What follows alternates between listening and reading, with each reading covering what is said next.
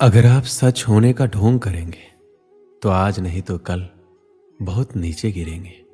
जीवन के हर मोड़ पर कठिनाइयों से आपका सामना होगा।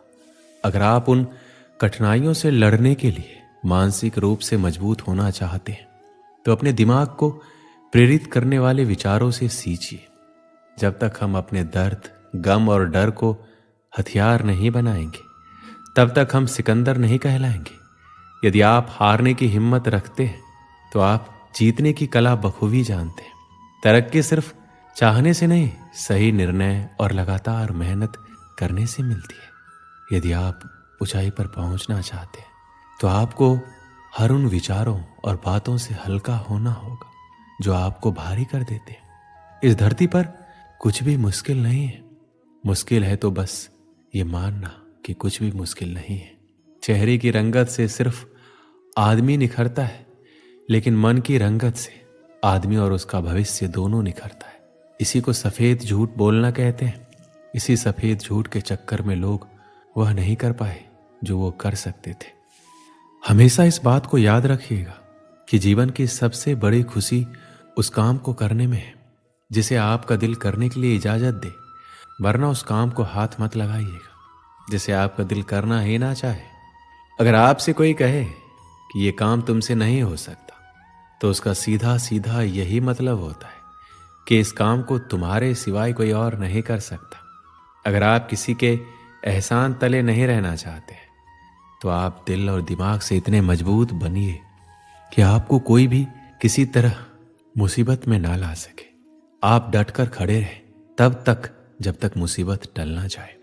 खुद पर भरोसा और आत्मविश्वास बनाए रखिए। सारी कठिनाइयां अवसर में बदल जाएगी। क्या आपने कभी इस बात पर गौर किया है कि अवसर कठिन परिस्थितियों में जन्म लेती है? अगर आप और आपके आसपास के लोग बहुत सुखी हैं तो वहां क्या कोई अवसर पैदा होगा? नहीं ना। तो आज से आप ये मान लीजिए कि हमारे और कठिनाइयों के बीच जो जंग होता है, इसी बीच कठिनाई के गर्भ से अवसर पैदा होता है। यदि आपको इस बात से कोई फर्क नहीं पड़ता कि लोग आपके बारे में क्या सोचते हैं, तो लोगों को इस बात से भी फर्क नहीं पड़ता कि आप क्या करते हैं। इससे फर्क नहीं पड़ता कि आपके चेहरे की रंगत क्या है। फर्क तो इस बात से पड़ता है कि आपकी सोच की रंगत क्या है। आप समय ना होने का बहाना नहीं कर सकते, क्योंकि आपको भी तो वही 24 घंटे मिलते हैं, उतना ही जितना सफल और महान लोगों को मिलता है। समय का पहिया ये नहीं कहता कि धीरे चलो या तेज चलो। समय का पहिया कहता है मेरे साथ चलो और सफल बनो। यदि एक बार समय चला गया और आपने उसका सही उपयोग नहीं किया तो समझ लीजिए उसको बाद में बड़े अफसोस के साथ ये कहना पड़ेगा कि काश मैंने उस समय को बर्बाद ना किया होता तो आज मैं कुछ होता। यदि एक बार समय चला जाता है तो फिर अफसोस के अलावा और कुछ बाकी नहीं रहता। समय आपकी जिंदगी का सबसे कीमती तोहफा है जो ईश्वर ने सभी को समान रूप से दिया है। अब यह आपके ऊपर है कि आप उसका उपयोग कैसे करते हैं।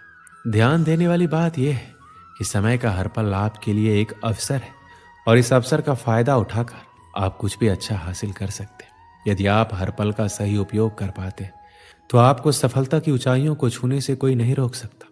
यदि आप नदी की तरह बहते हुए समय का उपयोग नहीं कर पाए तो एक समय ऐसा आएगा जब आपको ना चाहकर भी कहना पड़ेगा कि काश मैं उस समय वो काम कर लिया होता, काश मैं अपने जीवन के प्रति उस समय सचेत होता।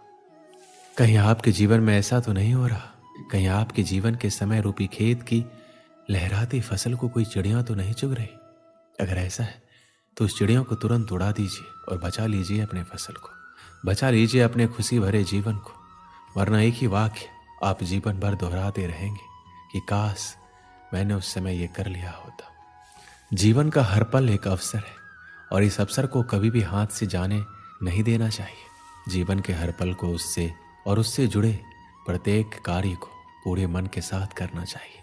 आपका भविष्य आपके वर्तमान पर निर्भर करता है, इसलिए अपने वर्तमान के हर क्षण का सही उपयोग करें। आज नहीं तो कल, कल नहीं तो परसों। हम इसी तरह अपने कामों को टालते रहते। जो काम आज हो सकता है उसे कल पर टाल देते और कल आने पर परसों। इसी तरह समय बीतता जाता है और एक एक दिन के साथ हमारे कामों का बोझ बढ़ता जाता है।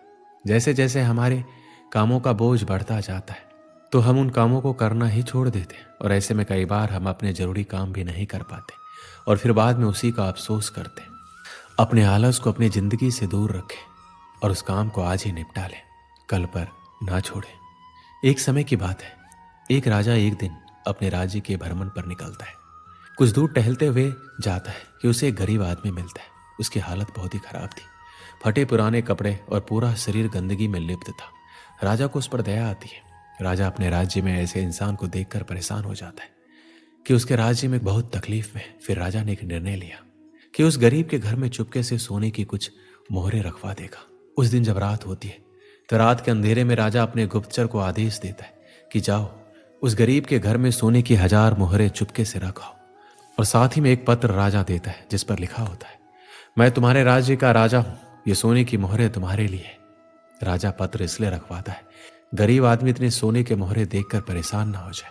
गुप्तचर सोने की मोहरे और राजा का पत्र उस गरीब के घर में चुपके से रख आता है। अब राजा मन ही मन खुश था, उसके राज्य में कोई भी गरीब नहीं है। कुछ दिन बीतता है। एक दिन अचानक से राजा को उस गरीब की याद आती है तो राजा अपने गुप्तचर से उस गरीब का हालचाल पता करने को कहता है। कुछ समय बाद गुप्तचर वापस आता है और राजा को बताता है कि वह आदमी अब इस दुनिया में नहीं रहा, वो मर चुका है। राजा को यह सुनकर बहुत बुरा लगा।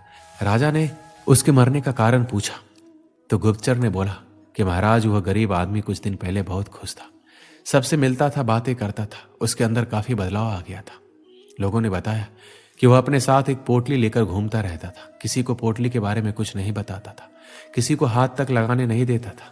लेकिन महाराज पास के राज्य में एक दिन किसी काम से गया था तो उसकी वह पोटली कुछ लुटेरों ने चुरा ली, जिसके बाद वह बहुत बेचैन रहने लगा, पागलों की तरह बातें करने लगा। लोगों ने बताया कि उसकी हालत पहले से भी खराब हो गई थी।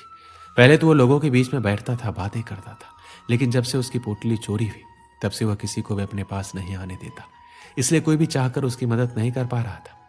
गुप्तचर पूरी बात कहते हुए राजा के सामने वह पोटली पेश करता है जिसमें 800 सोने की मोहरें होती है।